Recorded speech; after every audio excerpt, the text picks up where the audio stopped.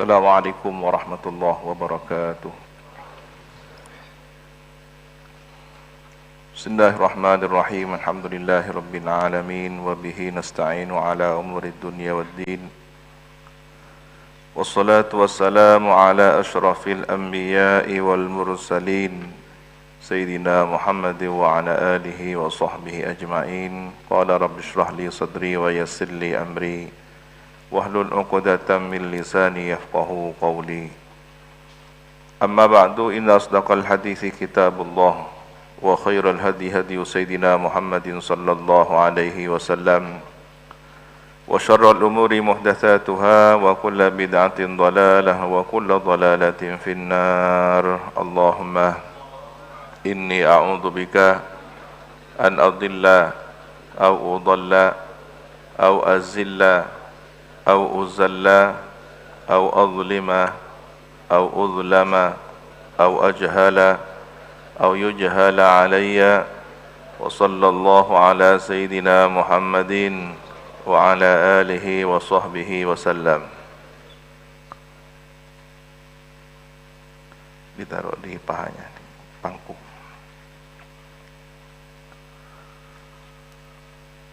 وبالسند المتصل إلى الإمام الفقيه الأصولي النحوي المفسر جلال الدين محمد ابن أحمد ابن محمد ابن إبراهيم المحلي، وإلى الإمام الحافظ المؤرخ الأديب المحقق المدقق جلال الدين عبد الرحمن ابن أبي بكر ابن محمد ابن سابق الدين الخضيري السيوطي رحمهم الله تعالى ونفعنا بهما وبعلومهما وبأسرارهما وبأسرار سائر الصالحين. اللهم افتح لنا فتوح العارفين، اللهم انفعنا بما علمتنا وعلمنا الذي ينفعنا وزدنا علما والحمد لله على كل حال. إلى تفسير قوله تعالى: أعوذ بالله من الشيطان الرجيم. الله الذي خلق السماوات والأرض وأنزل من السماء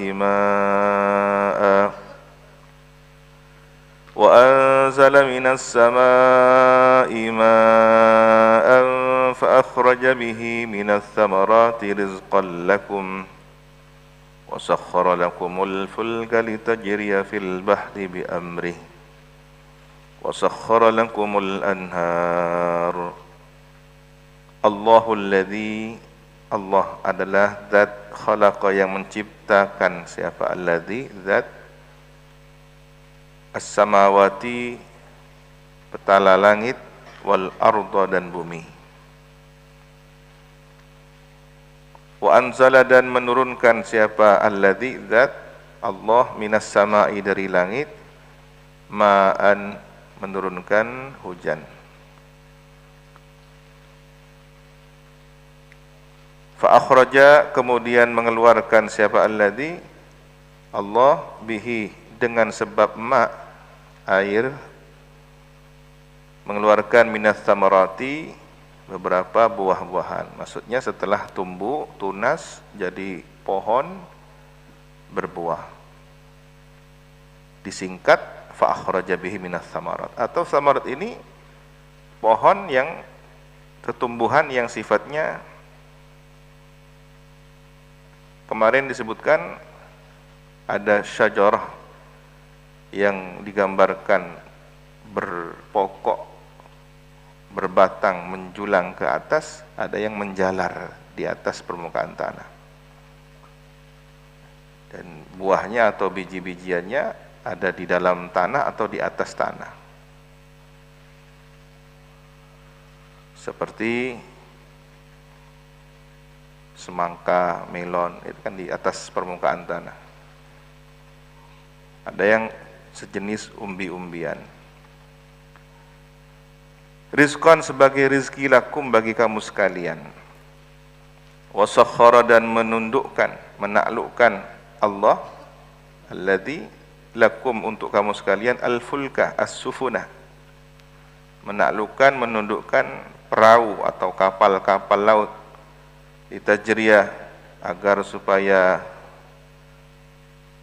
berjalan fil bahri di laut, berlayar. Birrukubi wal hamli, dengan cara apa sakhkhara lakum itu dikendarai, menjadi kendaraan, ditumpangi. Ar-rukub wal haml, menjadi muatan, kendaraan yang digunakan untuk memuat barang-barang kebutuhan. Bi amrihi, dengan perintahnya, bi idnihi, dengan seizinnya. Jadi hukum kausalitas ketika kapal, perahu layar berlayar di atas lautan, membawa kebutuhan manusia, bahkan membawa manusia itu sendiri, menyeberangi pulau, menyeberangi lautan menuju pulau lainnya, semua atas seizin Allah. Jadi hukum kausalitas yang kita anggap itu biasa-biasa, ya, dianggap itu hanya ilmu alam saja. Ada nelayan akan mencari ikan, dia lihat arah mata angin, dia lihat layarnya, dianggapnya itu hal yang secara alami. Tidak, karena hal yang bersifat secara alami, hukumnya itu adalah hukum sunnatullah, hukum kausalitas yang Allah ciptakan. Jadi semua atas bi amrihi, perintahnya dan izinnya. Wasakhkhar lakumul anhar, dan Allah tundukkan kepada kamu sekalian al-anhar, sungai-sungai. Ya, tentunya di sini sungai yang biasanya berukuran lebar, dalam, ya, seperti di Kalimantan, di Sumatera. Kalau di Jawa ini sungai yang terbesar apa? Berantas sama Bengawan Solo, ya. Tetapi yang terbesar se-Indonesia di Kapuas sama sungai apa lagi? Yang di Sumatera itu sungai apa? Kalau di dunia sungai Nil, di Amerika. Nah, ini semua contoh anhar yang Allah gambarkan ketika mereka, para pengguna transportasi air, sungai, ya. Bahkan kalau perlu ada lalu lintasnya. Saya kaget ketika ke Kalimantan ada rambu-rambu lalu lintas. Jadi bukan hanya di jalan aspal ada rambu lalu lintasnya, di sungai juga ada.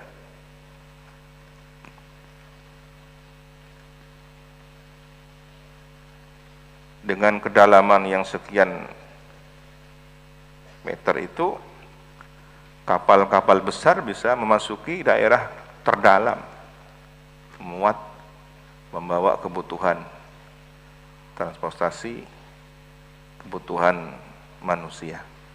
Ini semua adalah perintah Allah, izin Allah. Kalau tidak, maka laut itu sendiri, sungai itu sendiri akan menjadi sesuatu yang berbahaya bagi manusia. وَسَخَّرَ لَكُمُ الشَّمْسَ وَالْقَمَرَ دَائِبَيْنِ. Ya, sebelum melanjutkan pada ayat berikutnya, ya, kira-kira apa hubungannya dengan ayat yang sebelumnya?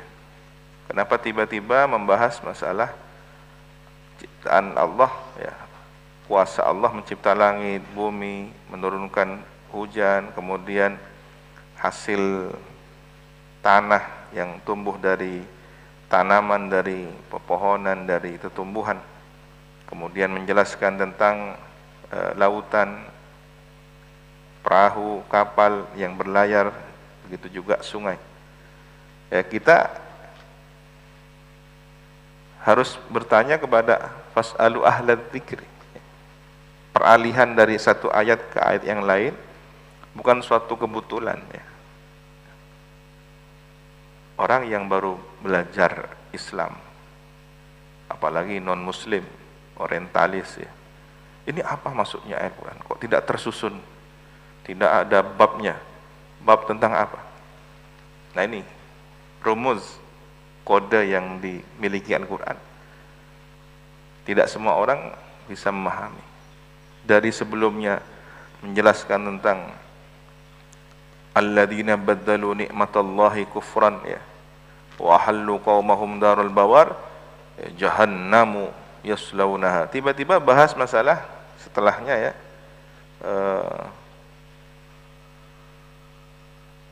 atau masalah hamba-hamba Allah, ibadiyalladzina amanu yuqimus salata wa yunfiqu mimma razaqnahum sirran wa alaniyah ya. Kok langsung nyambungnya kepada Allahul ladzi khalaqas samawati wal ardh. Nah, justru kita semakin jelas ketika hamba-hamba Allah yang pilihan itu dengan karakter beriman, syaratnya ya, beriman, melaksanakan, mendirikan salat, berinfak dengan rezeki yang dianugerahkan kepadanya. Nah, inilah orang yang sepatutnya memahami isyarah atau kode dari Al-Quran, apa kehendak Allah kira-kira mengalihkan pembicaraan setelah bahas tentang karakter keimanan, amal-amal saleh yang dilakukan ya, dan diingatkan tentang min qabli ayyatiya yaumul la bai'un fihi wala khilal ya. Di sini kita mengaji kepada Imam Ibnu Ajibah bahwa ada isyarah yang sangat tinggi ketika Allah menjelaskan tentang proses hujan turun dari langit ya. Ada hujan yang bersifat zahir, secara hissi, indrawi, dapat dilihat berupa air, tetesan air dari awan ya. Tetapi di situ ada yang disebut dengan sama'il malakut, langit malakut. Menurunkan apa? Hujan ilmu, hujan rahasia batin yang Allah berikan kepada hati setiap orang yang seperti tanah subur itu. Menghidupkan hati, menghidupkan roh ya. Kemudian keluar dari bumi jiwa ini, karena manusia ini kan tanah ya. Ketika Allah turunkan hujan spiritual, asrar, rahasia-rahasia batin, hujan yang secara fisik dapat kita lihat berupa air itu jatuh ke tanah, menumbuhkan sesuatu, berbuah kan. Maka hujan maknawi berupa ilmu, berupa rahasia batin ya, semangat untuk beribadah, ini hujan rahmat yang Allah turunkan ke dalam diri manusia. Diri ini kan fisiknya adalah tanah, maka menumbuhkan keyakinan, menumbuhkan ketenangan ya. Dengan ilmu tumbuh keyakinan, dengan ilmu tumbuh amal saleh. Rizqan li arwahikum, sebagai rizki untuk roh kamu sekalian. Kemudian Allah menjelaskan tentang kapal perahu layar di lautan ya. Nah, ini Allah tundukkan untuk kamu sekalian perahu layar pikiran ya. Pikiran ini seperti perahu untuk berlayar. Kemana? Mengarungi samudra ya. Samudra itu adalah samudra tauhid yang luasnya tidak terbatas. Jadi pikiran kita ini berlayar menuju satu tujuan ya. Maka melihat laut tauhid, bahwa seluruhnya adalah menunjukkan Allah yang maha mencipta. Nah ini, wasakhkhara lakum anharul ulum, begitu juga Allah tundukkan untuk kamu sekalian sungai ilmu. Jadi ilmu-ilmu yang kita pelajari diumpamakan bagaikan sungai. Ada yang secara Ilmu itu ilmu kebutuhan duniawi, ya. Bagaimana merancang bangunan, arsitektur, bagaimana teknologi pertanian, mengolah lahan, ilmu. Nah, ini semuanya adalah sungai-sungai ilmu. Tetapi ada sungai yang kemudian di situ mengalirkan ilmu hakikat untuk kebutuhan batin. Ya. Jadi renungan tafakkurnya Ibnu Ajibah benar-benar ajibah kan. Wa sakhkhara lakumus syamsa wal qamara da'ibain. Selanjutnya Allah menundukkan untuk kamu sekalian asy-syamsa, matahari, wal qamara, dan bulan, da'ibaini, silih berganti, jariyaini, berjalan keduanya, fi falakihima, pada falaknya, pada porosnya. Jadi ini baru ditemukan secara teknologi beberapa waktu terakhir ini, bahwa ternyata gerakannya benda-benda di langit itu tidak jalan lurus begini, tapi yajri. Bahasanya Al-Quran, da'ibaini ay jariyaini. Kalau jara diartikan berjalan. Berjalan itu tidak datar, tidak bergeser, tapi berjalan. Kaki itu kalau berjalan diangkat, diturunkan. Nah, perahu kalau berjalan di atas lautan kan ikut gelombang. Nah, ternyata gerakannya benda-benda di ruang angkasa itu juga berjalan, dia jeri. Tidak bergeser lurus begini, tapi ada gerakan naik turun. Kemudian mengelilingi porosnya. Seandainya ada pusat gugusan bintang ya dengan seluruh planetnya, maka masing-masing pada falaknya planet itu, tetapi di setiap jalannya itu dia bergerak naik turun.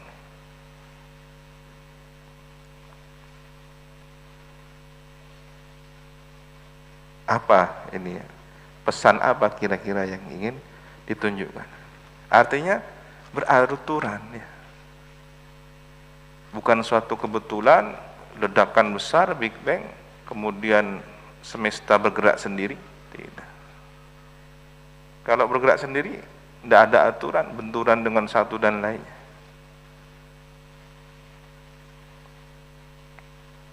La yaftarani ya.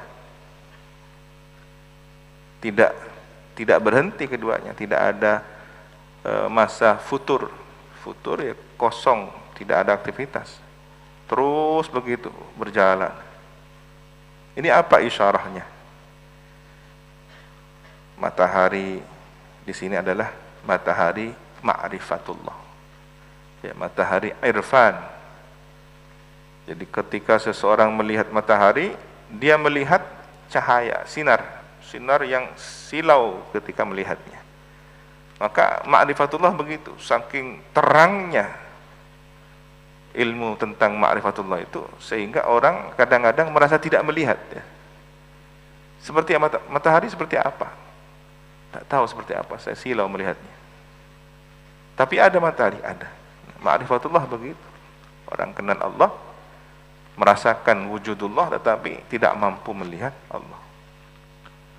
Kemudian wa qamaril iman, tetapi jangan dibayangkan bahwa matahari itu simbol Allah, jangan. Ini nanti seperti dewa matahari.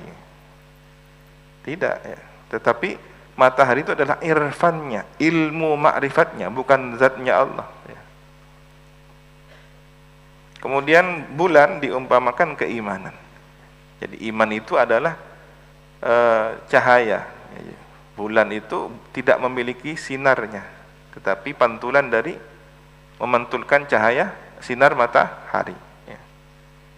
Maka iman itu adalah pantulan dari ma'rifat itu sendiri.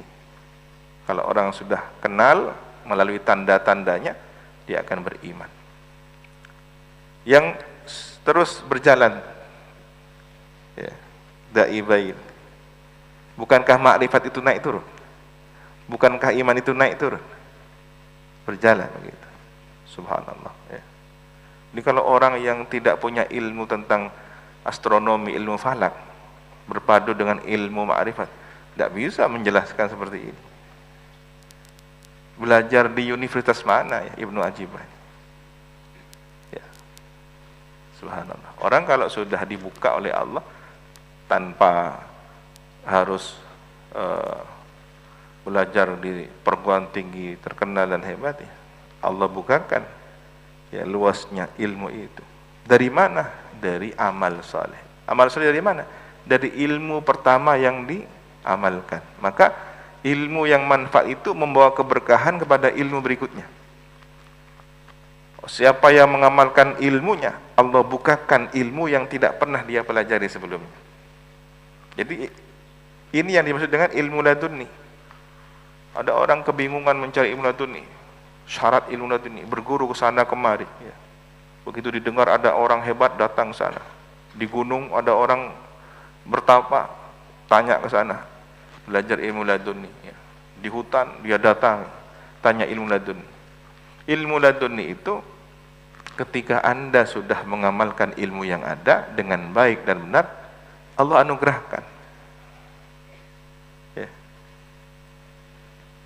Saat ini kita diberi ilmu tentang taharah, salat, kesunahan salat berjamaah, qabliyah, ba'diyah, rawatib, nawafil dan semuanya. Kemudian menghindari yang dimakruhkan, yang diharamkan, syubhat. Maka tunggu ketika kita sudah di jalur istiqomah mengamalkan ilmu yang ada, Allah bukakan ilmu yang bersifat ladunni, langsung dari Allah Subhanahu wa taala. Nah, maka demikian pula lah ketika kita melihat matahari, energi matahari menjadi kehidupan. Matahari ma'rifat, syamsul irfan itu akan memberi energi kepada rahasia ini sehingga tersingkap asrarud dzat, kita bisa mengenal kepada Allah Subhanahu wa taala. Ya, dengan matahari energi itu, ya, bagaimana tumbuhan berkembang, ya. Kemudian tanah bisa menumbuhkan apa yang ada di baliknya. Begitu juga ketika orang sudah terkena sinar matahari ma'rifat. Yang ada di balik sini biji-biji rahasia ketauhidan akan tumbuh. Kalamnya penuh hikmah, akhlaknya mulia. Ini berkah dari matahari irfannya.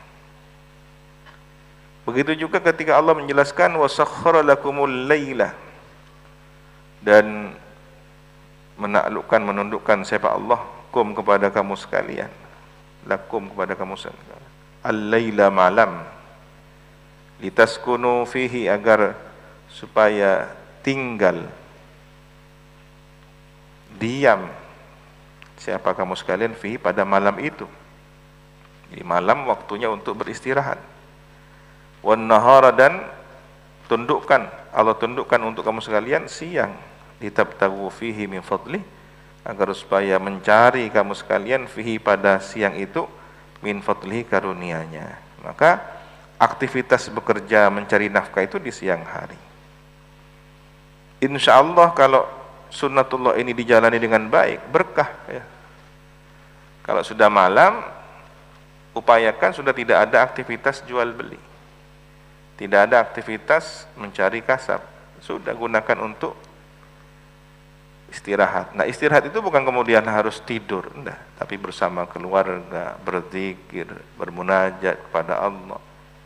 Itu istirahatnya orang mukmin bagaimana? Kalau setingkat insan kamil, arihni bis shalah, ya. Rehatkan aku dengan salat. Maka salat itu adalah rehat. Loh katanya malam disuruh tidur, kok suruh tahajud? Ya, tidak paham bahwa rehatnya orang-orang insan mulia itu adalah sholat.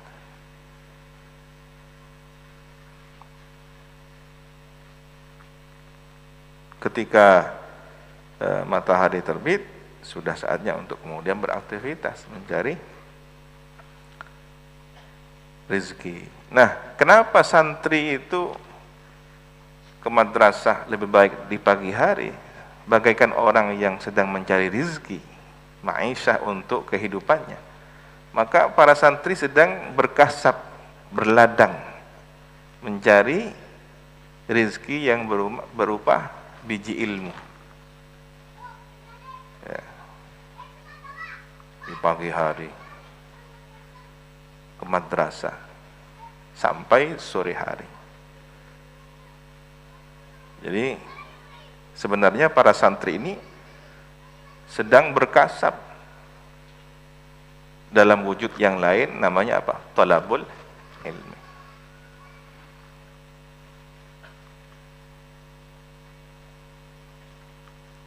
Nah di sini malam diumpamakan apa? Siang diumpamakan apa? Ya.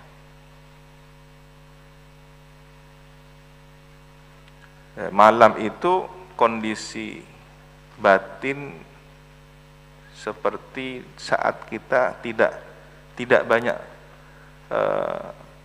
semangat, diam. Tapi bukan berarti diam dalam arti diam dari kebaikan. Di sini diam nih, kalau bahasanya tidak punya himmah. Ya. Tidak tahu apa alasannya. Ya pokoknya perasaan gitu. Nah itu malamnya batin. Tapi ketika siang semangat, himmah. Nah, kehidupan manusia antara siang dan malam. Suasana batin siang dan malam. Maka pada saat batinnya malam, pasrahkan kepada Allah bahwa yang menggenggam diri kita, yang memiliki kehendak, mengatur, memberikan inspirasi, ya, bahkan memberi izin ruh berada dalam jasad kita, ini adalah zat yang maha menggenggam. Kita berharap dalam kondisi seperti itu digenggam dalam kebaikan. Jangan sampai tidak beraktivitas dalam arti konotasinya negatif, diam, tak bojong, tak tikir, tak ngaji Quran.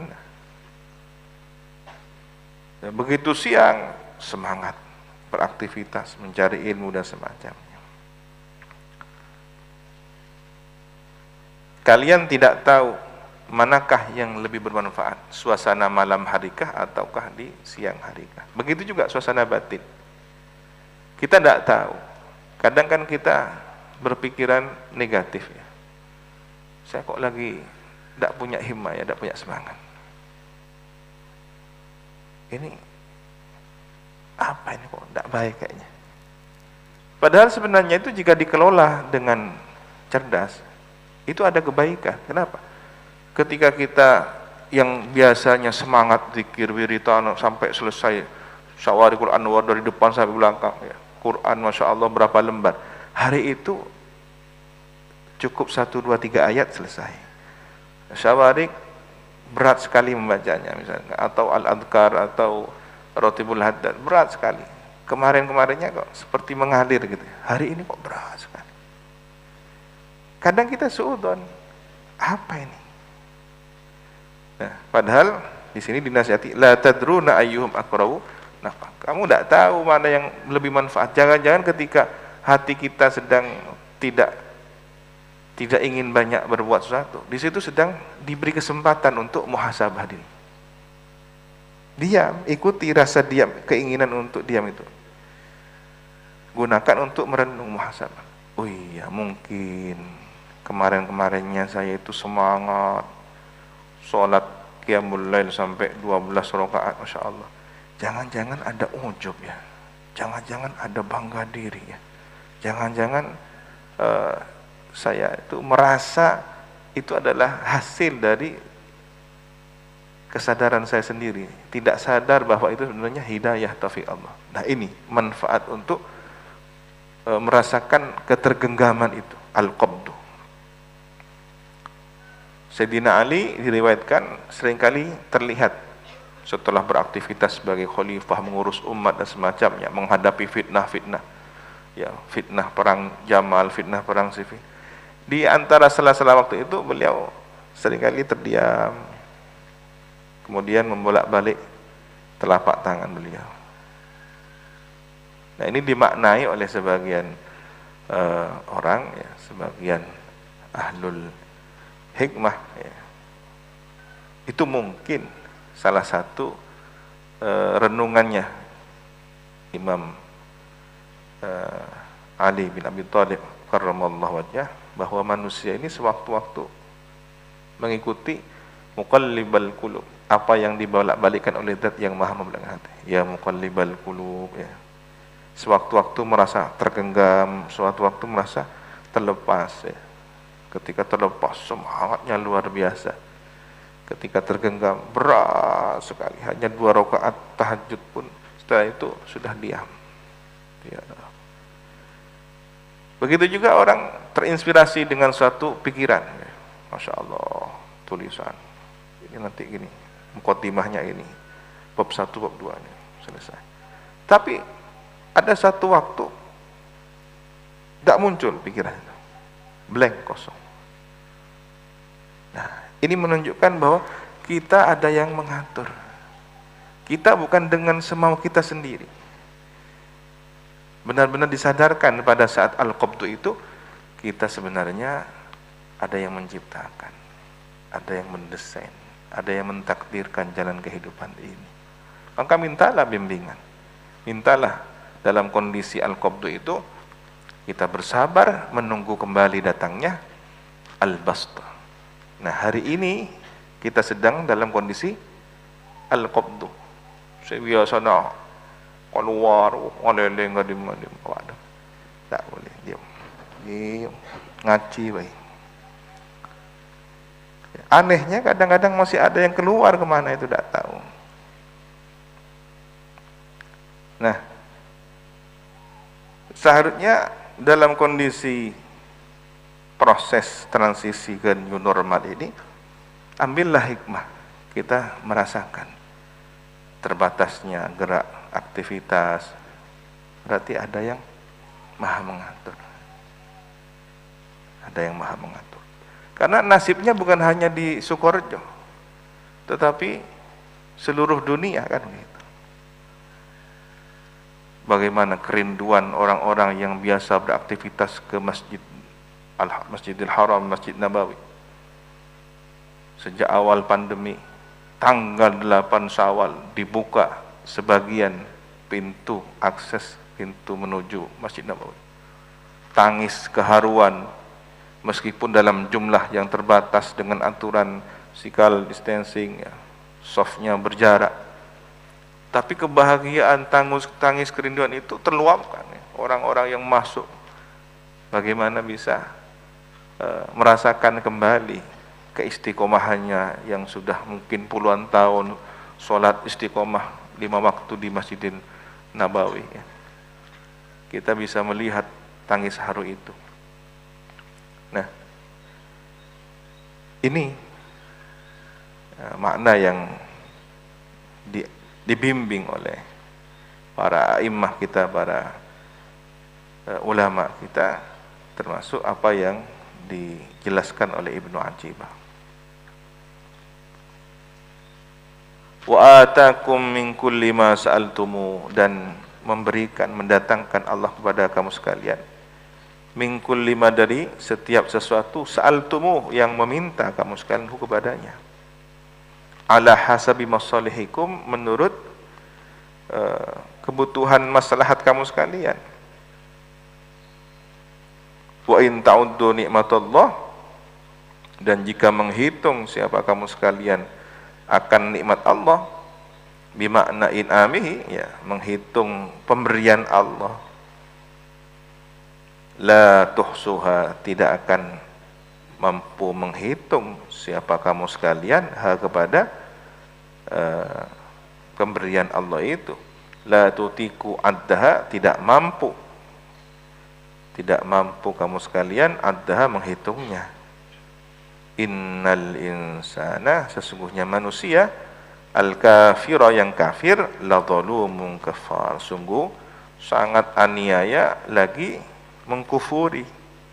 Ya, katsirudz zulmi, banyak aniayanya, li nafsihi, kepada diri sendiri, bil maksiyati, dengan kemaksiatan, wal kufri, dan dengan kekufuran, atau wal kufr, dan kufur, li nikmati rabbih, terhadap nikmat Tuhannya.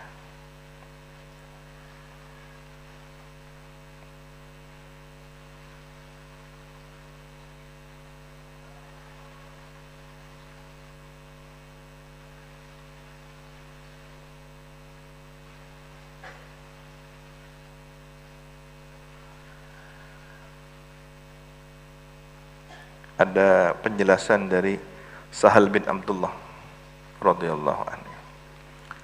Tidaklah suatu kenikmatan itu kecuali pujian lebih utama dari nikmat itu sendiri.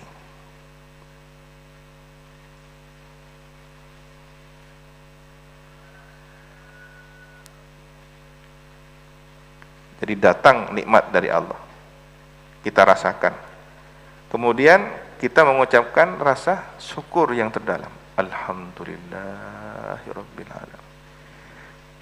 Rasa syukur kita ini, pujian kita ini kepada Allah Subhanahu wa taala lebih utama dari nikmat itu sendiri.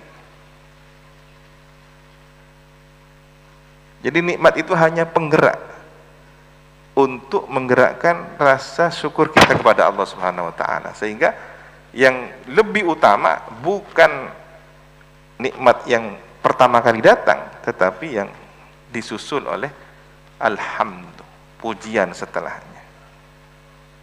Ini wan ni'matul lati alhama bihal hamd, atau ulhima bihal hamd, dan nikmat yang berikutnya yang kemudian diilhami dengan nikmat itu pujian, afdalu minal ula, lebih utama dari nikmat yang pertama.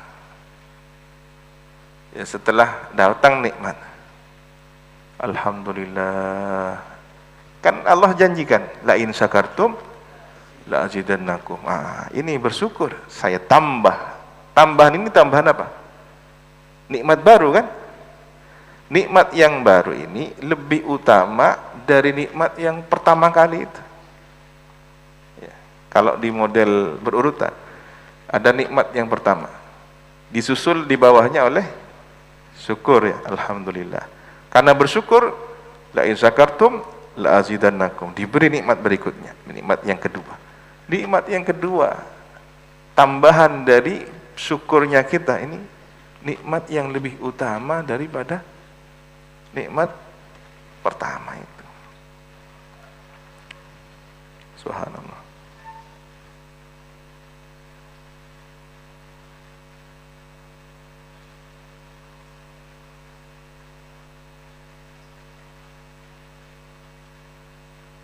Kenapa kok bisa seperti itu?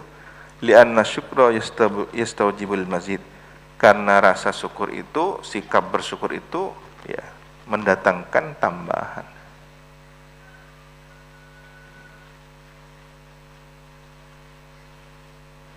Ada kisah tentang Nabi Daud alaihissalam.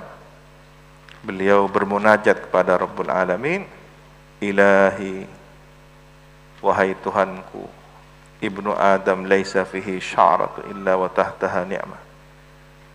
Anak Adam, manusia, tidaklah sehelai rambut pun kecuali di bawahnya itu ada nikmat.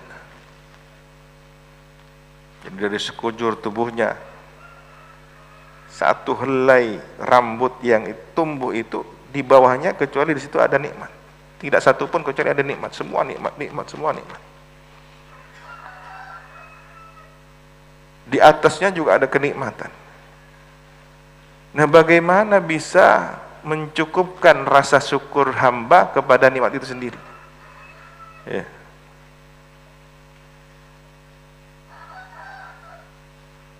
Kemudian Allah Subhanahu wa taala memberikan wahyu kepadanya, ya, menjawabnya. Ya Daud, wahai Daud, inni u'til katsir wa arda bil yasir. Sesungguhnya aku memberi banyak kenikmatan dan aku rela dengan yang sedikit. Apa? Syukurnya hamba itu sedikit dibanding nikmatnya Allah. Tapi syukur yang sedikit dari hamba ini diridhoi oleh Allah.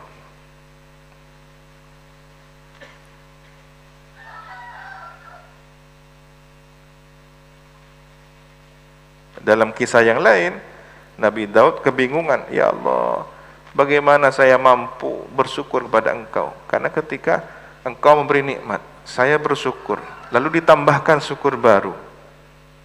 Saya berhutang lagi kepada Engkau untuk bersyukur. Saya syukuri nikmat yang kedua ini. Nah, karena kemudian bersyukur, syukur melahirkan nikmat berikutnya. Datanglah nikmat yang ketiga. Tidak selesai-selesai, ya Allah. Tidak mampu saya, ya Allah. Nah, kemudian dicukupkan oleh Allah. Ketika engkau merasa tidak mampu bersyukur kepadaku, artinya sudah berusaha bersyukur, tetapi dalam proses bersyukurnya itu kemudian sudah maksimal dan merasa tidak mampu.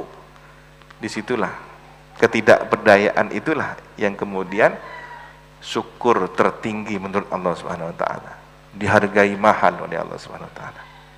Ya, ketika kita mengakui keterbatasan diri kita, ya, lemahnya diri kita dalam mensyukuri karunia nikmat Allah, disitulah puncak syukur yang tertinggi. Jadi kalau ada orang masih kembali kepada dirinya sendiri, alhamdulillah kula lulus, iki kula paringi kecerdasan ban pangeran. Ini kan ada kepentingan dirinya sendiri, apa? Kecerdasan dirinya sendiri. Alhamdulillah tani hasil. Anu, kula ngakui putok nih ke cara nangan beda ngempul kia berarti. Nah, meskipun alhamdulillah kurang realizanya, tapi di situ kemudian masih nempel disertai dengan jasa-jasanya, dengan merasa bahwa itu adalah andilnya, belum selesai, ya. Tetapi ketika sudah jerih payah pikirannya, segala teori, segala konsep sudah dilakukan untuk melakukan yang terbaik, ya. Di puncak dari ikhtiarnya itu, lalu dia mengatakan, saya sudah melakukan banyak hal, tetapi belum mencapai puncak kesyukuran yang tertinggi. Disitulah dia sedang menyadari kelemahan dirinya, dan itulah maqam syukur yang diridhoi oleh Allah Subhanahu wa taala. Karena kembali kepada konsep la haula wala quwata illa billahil aliyyil.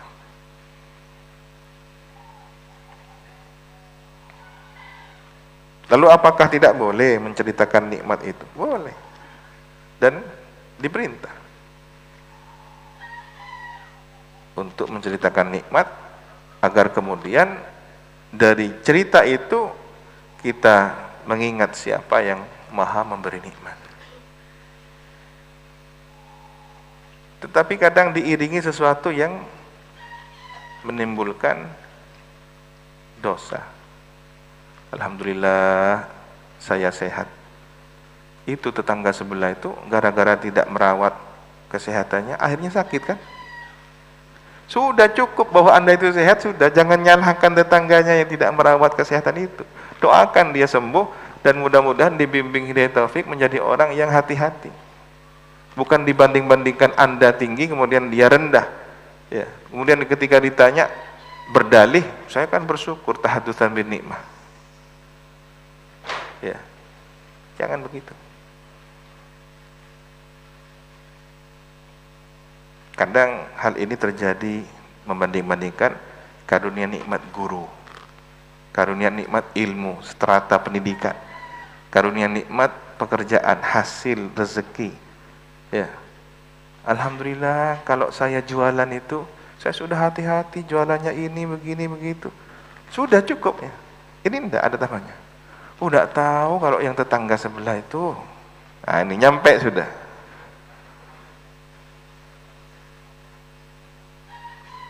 Ini pahala mensyukuri nikmat, tahadutsan bi nikmat. Ini dosa. Pak Pok. Akhirnya yang senang setan, yang ngir sana. Ada online. Mari ke bayi bagus, kusot tibi bentu sana. Dan begitu setan. Kalau dia tidak berhasil menghalangi kebaikan, dia bikin dosa baru yang akan menghapus kebaikan itu.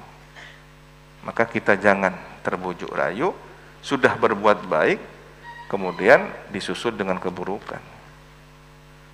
Seharusnya ketika ada keburukan, susul dengan kebaikan menghapus keburukan itu. Bukan kemudian keburukan yang nempel di atas kebaikan, menghilangkan kebaikan itu. Khawatir menjadi orang yang muflis, dibangkitkan kelak pada hari kiamat, sementara pahalanya habis lenyap, dibayarkan menebus kesalahan-kesalahan dosa-dosanya. Wal-iyadu billah. Wadhkur wa idh qala Ibrahimu rabbi ij'al hadzal balada aminan. Wadhkur idh qala Ibrahimu rabbi ij'al hadzal balada Makkah aminan al-ayah. Wallahu subhanahu wa ta'ala a'lam bis-shawab. Rabbi zidni.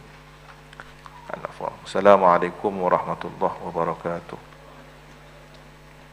Tawakkalu 'ala Allah.